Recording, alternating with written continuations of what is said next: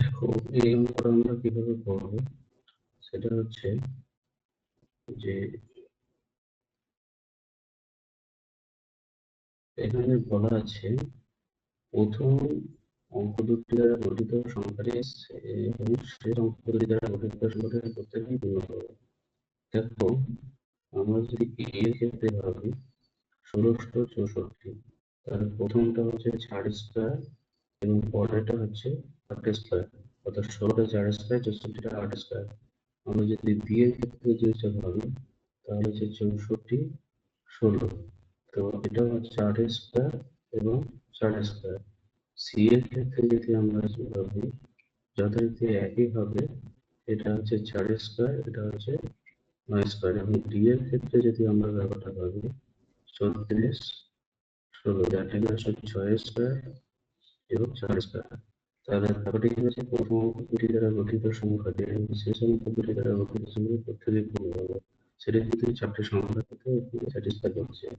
কিন্তু দেখো, একটা জিনিস বলেছে এরূপ একটি 4 অঙ্ক বিশিষ্ট পূর্ণবর্গ, অর্থাৎ যে সংখ্যাটা তোমাকে নির্ণয় করতে হবে সেই সংখ্যাটা যেন পূর্ণবর্গ হয়। তো এখানে যদি আমরা 1664 বর্গমূল করি, 1664 বর্গমূল করি ধারক ক্রিয়ার সাহায্যে, দেখো কি দাঁড়ায়। আমরা এখানে 4 দিয়ে যদি চালাই, 4 4 16, যথারীতি এখানে 8 যদি বসাই 64, এটা হবে না। আচ্ছা, তারপরে এখানে 64 16 আছে, এটাকে যদি আমরা ভাগ করি, আচ্ছা, বাকিটা বর্গমূল করি, তাহলে এখানে 8 দিয়ে চালাম, 8 দিয়ে হচ্ছে 64, 8 2 16, এখানে 16 বসালাম, ন্যূনতম পক্ষে এটা যাবে না।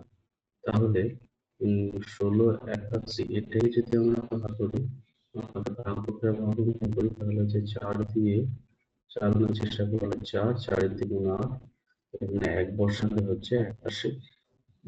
এটা আমাদের মিলে যাচ্ছে, এটা আমাদের মিলে যাচ্ছে। তাহলে আমি কি করতে পারি জিনিসটা, সেটা হচ্ছে এখানে 41, তাহলে এই যে 81 1681 এই সংখ্যাটা হচ্ছে 41 স্কয়ার। যেটা চেক করে দেখা যাক, তো 36 16 এটাকে যদি আমরা করি 6 দিয়ে, তাহলে হচ্ছে গিয়ে 6 36, 16 6 দ্বিগুণ 12, যেটা সম্ভব।